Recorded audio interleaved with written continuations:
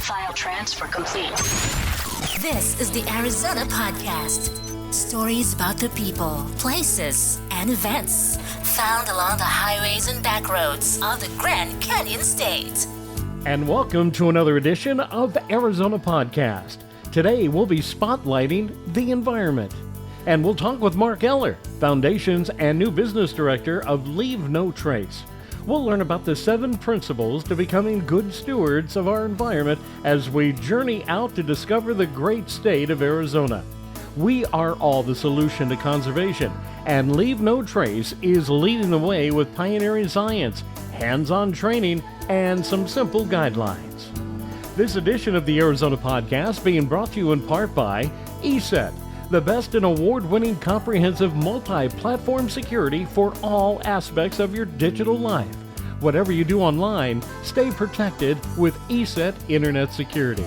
And the Marriott Bonvoy Card by Chase, where you earn points and elite night credits, plus a free night stay every anniversary with the Marriott Bonvoy Boundless Card. And by Passport America, the original and world's largest 50% discount camping club, where you can save at over 1,200 quality campgrounds across America, including almost 100 right here in Arizona. To learn more and receive some specials, visit ArizonaPodcast.com and follow the links to start saving today. That's ArizonaPodcast.com. Mark Eller and Leave No Trace, coming up next on this edition of the Arizona Podcast. Arizona drivers, there is a new app from the Arizona Department of Transportation. 8 Out Alerts is a must-have app that keeps drivers informed about major events that impact travel, like severe weather, crash-related closures, or heavy congestion on holiday weekends. Using geofencing technology, this app sends real-time alerts to mobile devices located in an impacted area, helping drivers change travel plans and avoid lengthy delays. Download 8 Out Alerts for free and know before you go on Arizona's highways. And welcome to another edition of the Arizona Podcast. Today, we're not visiting a city, we're not visiting a town. What I'd like to do is talk to you that's something very close to Mary and myself. And that is something we learned on the island of Maui. It was a phrase called pack it in, pack it out. And then we decided to add a little bit more to that. Pack it in, pack it out. And if you see somebody forgot, pack it out for them. Well, with that said, that made me think of a way to talk about educating not only those traveling the roads of Arizona, those taking a hiking trail, those going to the lakes and camping and doing whatever it is that you wish to do. This comes with a responsibility. And that's when I found Mark Eller, the organization called Leave No Trace. So if you've stopped by our website, you already see that we include the 7 principles of Leave No Trace on all of our resources pages, just so we kind of bring it to top of mind awareness. So what I'd like to do is bring Mark Eller on, and let's talk a little bit of education, understanding the beauty of what is before us and are responsible to keeping it beautiful. Mark, welcome to the Arizona Podcast. Hey, thanks for having me. It's great to be here and to be representing my little nonprofit of Leave No Trace. We're a national nonprofit based in Boulder, Colorado, but working in all 50 states and indeed around the world. Well, I was glad to find your website. I was glad to find out what you do and the education that all of you do. And just for fun, what I'd like to do is share with you, if you don't mind, our experiences. When Mary and I head out on a hiking trail, or we're camping or whatever it is, we actually pick up the messes of those left behind for others. And I think it's called muscle memory. So if everybody would just make sure that they have a container to put trash in, and while you're out walking around, I wear a backpack, even if there's not much in it but water and a few supplies, you can pick up on the trails along the way. So I began the opening of this show was understanding the 7 principles of Leave No Trace. You know, I like to set things up before we get into encouraging people to try to memorize 7 principles, which usually gets about 3 principles in and then leaves an awkward silence and then a rush for your Google device. Gotcha. It's not so much to me the crux of the matter to memorize the 7 principles verbatim, but I think a lot of it begins with an attitude of wanting to be a steward of natural areas and of public lands. If you have that impulse and you are wondering how you can be a better steward, we certainly at Leave No Trace provide plentiful amounts of information from the 7 principles themselves, but in all sorts of formats. The essence of all of that work is to get people to take that stewardship role. Not everybody goes to the more heroic end of the spectrum and cleans up after everyone else or brings receptacles to clean out a park on their own, although it's always truly inspiring when people do go to those lengths. But a lot of it begins with that impulse to be a protector of nature and to learn a little bit more about small, easy-to-follow pieces of advice that will help you protect the natural world for yourself and for others. I think it's a wonderful idea. I had no idea that your 7 principles that you guys follow, I didn't think people would memorize those. To me, it's, well, for lack of better words, common sense. Some of the things just yesterday, talking about trying to get things together with you and to make the interview happen, my wife and I were on the Colorado River and pulled into one of the city parks. Every 12 feet on the river's edge was a trash receptacle, and then another 5 feet out to the road that would lead you to the parking lot or where you brought your stuff in.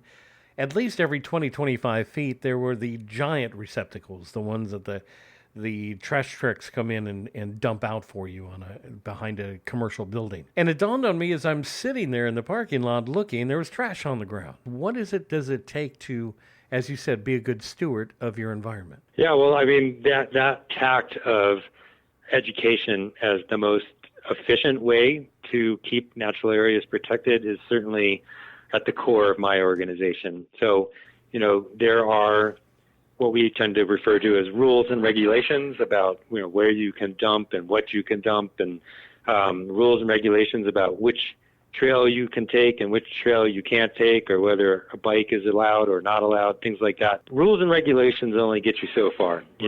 Telling people you have to do this or we're going to give you a fine, it certainly can be effective, and we don't pretend at Leave No Trace that there's no need for rules and regulations. We certainly want everyone to adhere to those and know them. But the impulse to protect natural areas goes a little deeper than that, we think. And education brings you into places that you wouldn't necessarily be able to regulate, but when you give people good, actionable advice, they're willing to follow it. So the scenario you describe of a natural area that's got plenty of receptacles, but people still aren't using them, a lot of that is trying to establish norms of behavior, right? Get people, people often take those cues that they see even subconsciously. Okay, this is a place where people just dump their stuff and they're not paying attention to where it goes. And that's, in a situation like that, even something that seems as obvious and benign as a cleanup effort can have a lasting impact, because people then start to see, hey, this is a natural area where it's not accepted to leave your stuff wherever, where they really are intent on getting visitors to deal with their trash and litter responsibly. And so we look for all the ways through signage, through education. That can be from a uniformed staff member or from a community member who's comfortable talking about Leave No Trace, but all the ways that we can inspire people to take care of natural areas, and that goes well beyond just what the restrictions and rules, posted signs would tell you to do. So is the Leave No Trace Foundation and the organization, do you get into the school-age kids? Do you get in the elementary schools and the middle schools? And are they receptive to being educated? Very much so, yeah. And we have worked and will continue to work with young people wherever we can. A lot of people come to know Leave No Trace through a scouting experience. So Boy Scouts of America and Girl Scouts of the USA have long been champions of Leave No Trace, and we work with them to train their staffs and their instructors so that those kids continue to get really good quality instruction in Leave No Trace. We work with youth summer camps, particularly the ones that specialize in outdoor experiences. So any camping program can join our camp accreditation. So we look for lots of channels, lots of ways to get to people at a young age. But of course, you're never too old either to learn and pick up a few new tricks. There's plenty of techniques that you can learn as you progress through your outdoor skills. There's been a lot of talk in recent years about the number of fairly new users to outdoor spaces and the need to reach those people with Leave No Trace, and that's a really important topic as well. And of course, a lot of those people are in their adult or even senior years, but just haven't had the experience. So we, in a friendly way, in a way that avoids scolding or scapegoating new users, try to look for whatever avenues we can to bring that Leave No Trace message to those people as well. And one of the other journeys that you take with Leave No Trace is not only respecting the land and the environment, but also respecting wildlife and nature, correct? Yeah, super important topic. And I think I heard the other day that over 60% of outdoor adventures people cite intending to see or view wildlife as an important part of the experience more than half the time when they venture outside. So, from birding to sportsmen who are hunting to people who are there to just catch a glimpse of, let's say, a buffalo in a national park or something like that. Those are all important interactions with wildlife, and we have a lot to say about how to optimize those experiences both for the viewer and for the viewee, the wildlife. Yeah, safety is one of the other things they need to look at. You just brought up something, especially during COVID. A lot of people were in lockdown, and then some communities and states allowed for people to go out as long as they didn't. We called it our tribe. We had our tribe that we would then go out and journey and enjoy the outdoors when it was allowed. But like you said, there's a lot of newbies, the adults and the seniors that went out and don't understand what the responsibilities are. We all say that we can respect wildlife and the land. One of the things I know that the Leave No Trace is famous for would be leave what you find. Again, Mary and I always make sure that we don't take anything from the land we're walking on, and we hope the only thing we leave behind are our footprints, which has been a captured phrase for decades. I'm hoping that people that are listening to the show today can understand that you can go out and hike the trails, and you can take all the education you want with making sure you have plenty of water and let people know where you're going. There's this whole laundry list of things that you need to do. But I think one of the things that's missing a lot, and we see it all the time, is this, hey, it's me, this is what I want to do, this is where I'm going, and I owe nobody anything. When you go out and enjoy it, I'm not going to police. I'm certainly not the guy that will walk up to somebody on a trail and ask them to quit smoking, and I won't ask somebody to do those things. But again, common sense is the most important, and you do have an obligation. If you take that trail, somebody had to put the trail together, an organization or a National Park Service, and your job is to respect it. I don't know how you educate people. Yeah, well, I think we all have experienced better and worse versions of that, right? Yeah. Nobody likes to be scolded, and I think I alluded earlier to the fact that there's a tendency sometimes to scapegoat this, that, or the other group as, it's these new users that cause all the problems. Right. In fact, sometimes it's the most experienced users that feel the most privileged to do what they want to do and ignore the sign that says this trail is closed. Oh, I've been coming here for 20 years. They can't tell me not to hike this trail. Those kinds of attitudes are challenging to overcome, but we're aware of, and in fact actually put a lot of research time into testing and being methodical about finding out what types of message deliveries have the biggest effect. So I'll tell you a fun one that we're doing right now in some of the national parks here out west in Grand Teton and Yellowstone, and I think we're beginning some of the same work in Rocky Mountain National Park, is life-size cutouts of large animals like elk or buffalo, and asking visitors, hey, would you participate in a little experiment with us? How close do you think is close enough to view but not too close to be dangerous to this cutout if this were a real animal? And we measure that. We compile the data on what messages are most effective. Is it a message about awe and respect for the animal? Is it a message about your personal safety? So our research department conducts those types of experiments along with biologists and park staff, compile the results and publish papers in journals that cover like recreation management type issues. So we really have dedicated ourselves at Leave No Trace to being fact-based and not just opinion-based on how you get people to pay attention to these cues and reduce their impacts in natural areas. Well, you have me quite curious. So what seems to be the average distance of a wild animal? Most people will say it's okay. Yeah. Well, I mean, it depends, of course, on the animal. But, in a lot of cases, those large beasts in the field, we tell people that 200 feet is absolutely going to be safe. 100 feet is probably a safe guideline. A lot of wild animals, you can do a very simple trick of holding your thumb up in the air at arm's length from your body. And if you can't obscure that whole animal's body with your thumb, you're probably too close.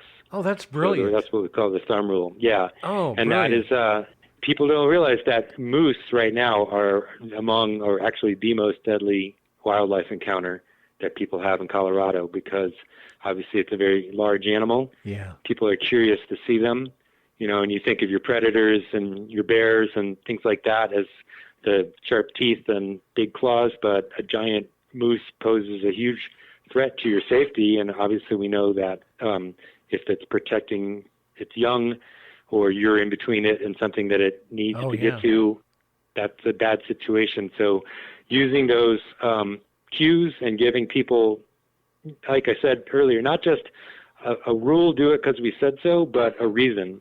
Why is it important to give that animal space? What is the guideline based on?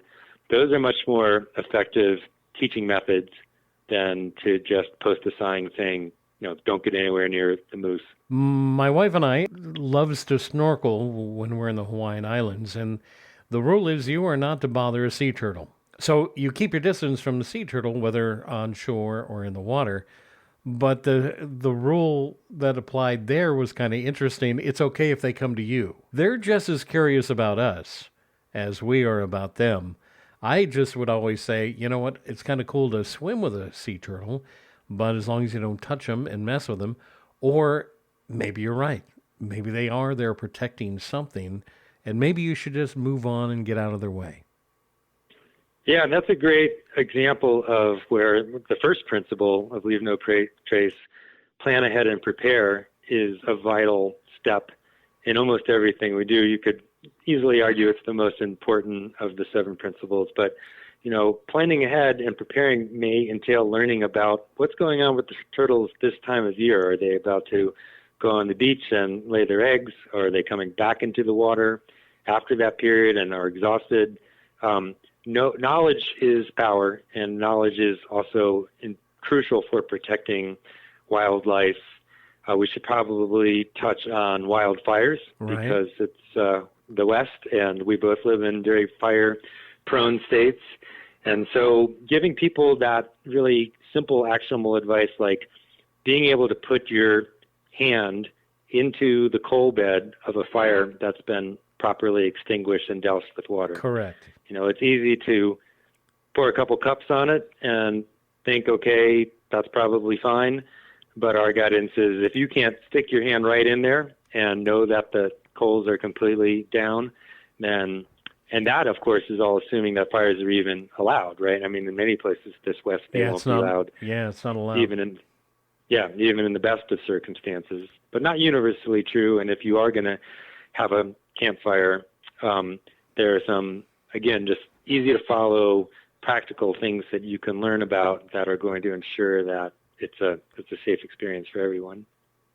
Part of the principles that you have also is sticking to the trails. You had brought that up, that respecting what they're telling you to do. When you see the sign that says the trail's closed, they don't put that up arbitrarily, that, let's inconvenience people that have traveled long distances to get here. They're putting it up there for a reason, and one needs to take heed. Yeah, and you may not, the agency may not have the time or capacity to tell you all the reasons why.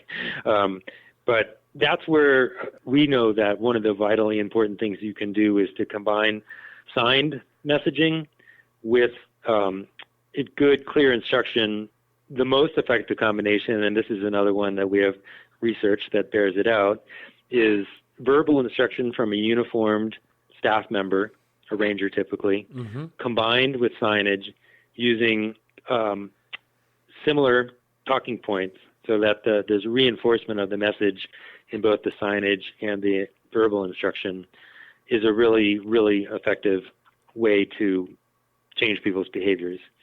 Just the sign or just the instruction on its own, not as much. And another good remedy is to have a docent or a volunteer.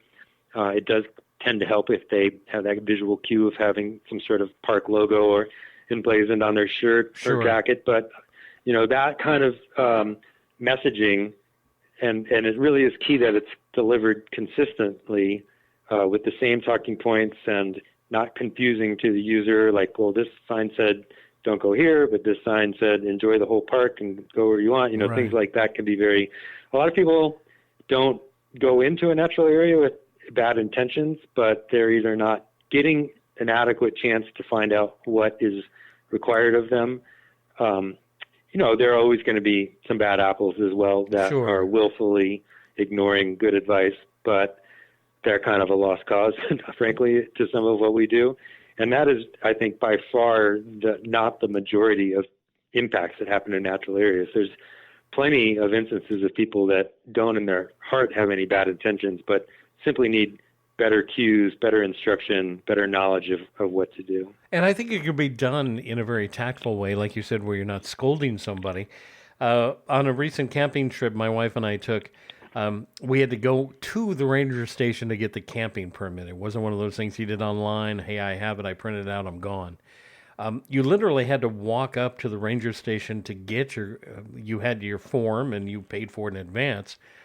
But before you could even go to the camping site, you had to have their special permit that would sit in the dash of your car. And I bring this up simply because I was educated by the ranger before she handed me the pass. She actually took the time to walk me step by step as to why she's going to explain the following. And if you don't want to listen, that's fine. Be on your way. It was one of those things where we need to tell you this for a reason. And even though you've camped here before, we're going to share with you these things, which I have to tell you, I appreciated. I didn't take it as a scolding, and I didn't take it as, yeah, I already know that. I know raccoons can literally, pick a lock. I get that.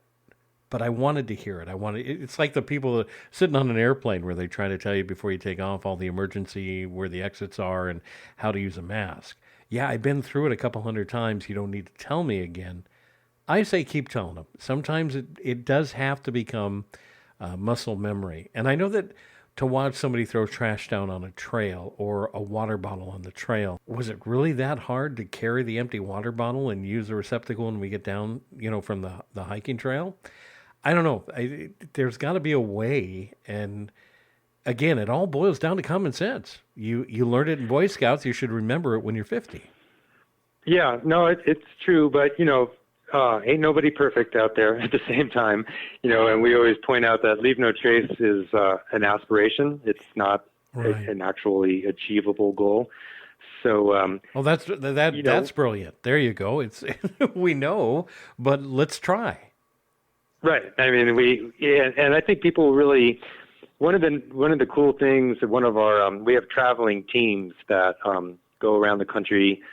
Subaru sponsors this great program, and they're wonderful educators, and they visit natural areas, and they train rangers on the latest leave no trace techniques and things like that. But one of them told me once that leave no trace is incredibly empowering to people if they're not confident about their place in the outdoors, right? And we have a lot of, you should have done this, and you're not experienced to do that type of messaging that goes on.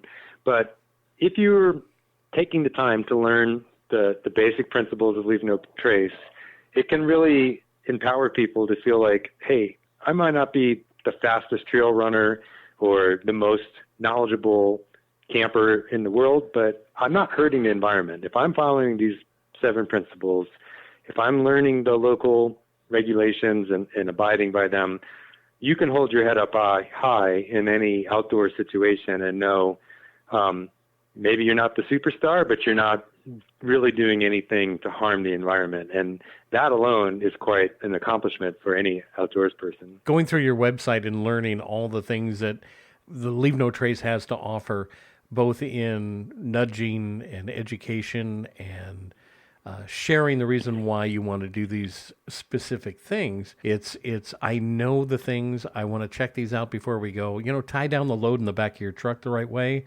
You don't ever have to worry about stuff flying out of the back of your truck. So I do plan ahead and go through that list of what you have in your 7 principles. I don't think you get to number 3 and then not want to do the other 4. But I wouldn't expect anybody to memorize these. Again, they all fall under common sense. Yeah, I think largely they do. There are some things that are more intuitive than others, and I think we all learn things about Leave No Trace every day when we really are being mindful about what we're doing. One thing I should point out is that the state of Arizona has been really proactive about strategies for reaching visitors. Right. We've worked in recent years with many great organizations, but especially I want to give a shout out to the Arizona Tourism Office, which has been a wonderful partner and developed Leave No Trace messaging that applies to both residents and visitors of Arizona and really provides good, thoughtful advice about how to plan a trip, how to conduct yourself when you're in a natural area.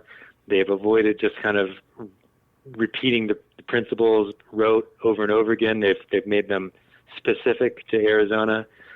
We've done that with many other entities. Sedona has a great program, again, working with their tourism folks, and various nonprofits around Flagstaff and Sedona particularly has had a lot of great initiatives going on recently. So, and it shows. We're excited about that. It's something that's happening on a national scale, but I don't think anybody's really ahead of Arizona in terms of trying to bring that Leave No Trace message to its visitors, especially when people are in that critical stage of planning a trip and knowing that they're going to visit a natural area. And like you said, if you can get them some cues about, hey, before you get your permit, we want you to read this advice, or we want you to know about these seasonal concerns that are going on right now.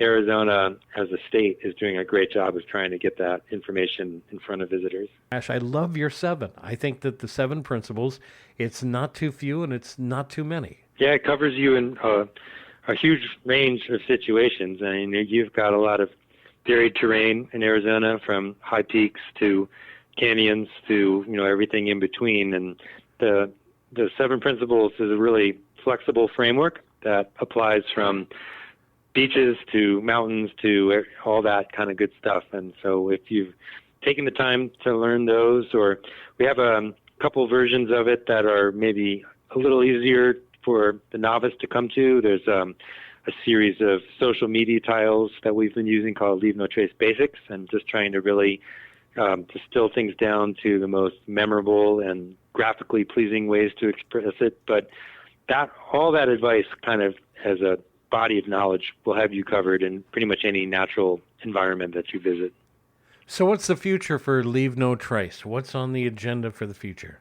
Well, I think like we started out saying, education is the key.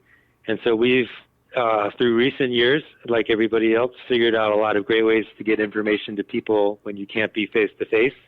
We do online trainings. There are free classes you can take. You can find things on our website by going to the events pages, and some of those will be events that are in person, but some of them will be things that you could do from your computer or even your phone. So finding delivery methods that reach people kind of where they are and give the Leave No Trace perspective a friendly, engaging twist, I think that's going to be our future. It's what we've been doing for 30 years, but you have to keep up with the times and find the right way to reach people kind of where they are. A lot of people find it very hard now with today's economy to donate, to find extra cash in their pocket to be able to help organizations and the visions that they have. So if you were to take some people, I understand you need finances. I know you work with foundations and you get corporate grants and the programs you mentioned. Subaru, will give them another plug. They're part of the program as well. What can you ask of those that can't give financially? What resource does Leave No Trace have? Is there a brochure that they can download in a PDF and maybe print out on their printer and share it with somebody? What is it that they can do to help you besides the financial contributions? What else can they do? Yeah, and I've worked in nonprofits for a good long time now, and I never expect anyone to donate to a nonprofit just because they've heard one scintillating interview on a podcast. It usually takes some time to develop an affinity for the work. And like you say, to look at all the ways you can be involved, which are not purely by writing a check. I mean, of Right. course, we're a nonprofit. We value very highly the folks that can reach into their wallet and make even a small contribution. But you could do a free online awareness class. You could connect with your local natural area and ask, hey, do you guys have Leave No Trace education? It sounds really cool. If you don't, can I help you bring it to your natural area?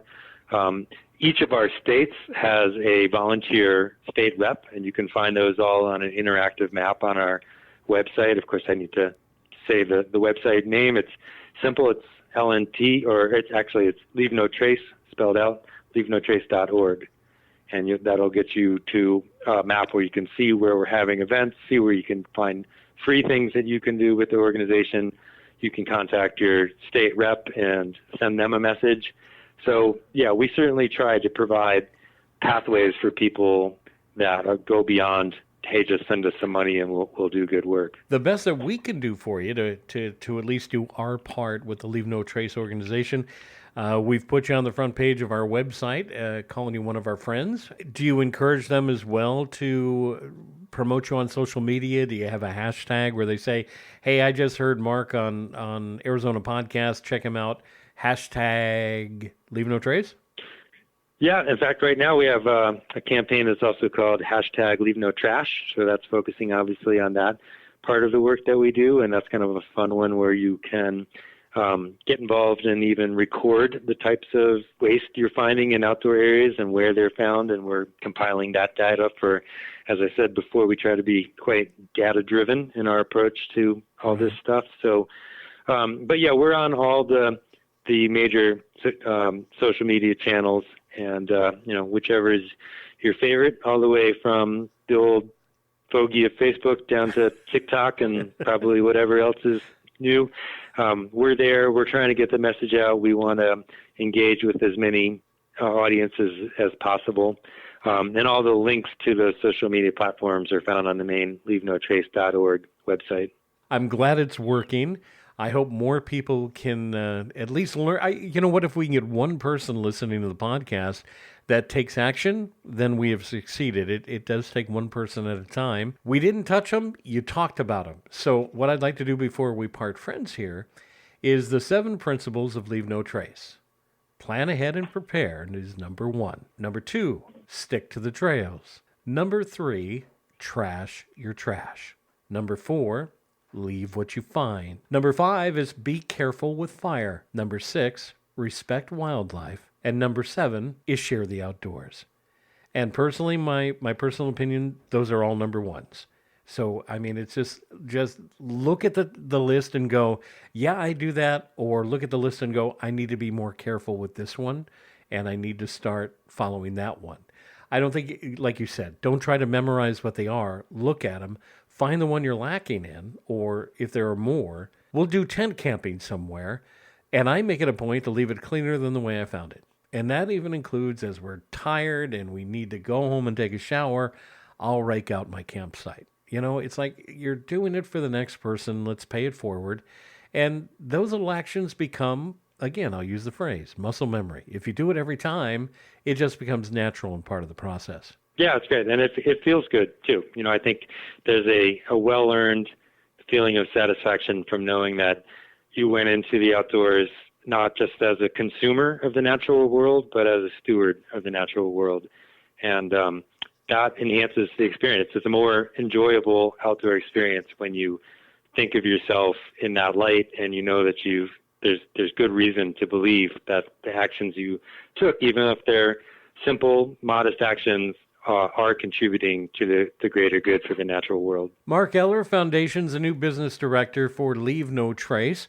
Thank you so very much for making this happen on the Arizona Podcast. We are linking to your page at Leave No Trace. We hope people come by. Again, it's not that tough of a thing. Just go to ArizonaPodcast.com and click on the link. You'll see it on the right-hand side of every page we have. It says our Arizona Podcast friends. Leave No Trace is the one that's there. Click on it, go, learn what you can. And again, don't try to memorize the 7 principles. Find the one you're lacking in and focus on it, and you'll make it all right. Mark Eller, thank you so very much for being a part of the podcast. Thank you for the interview, for the links, for all of that exposure. Really appreciate it. Happy to come back anytime. Program terminated.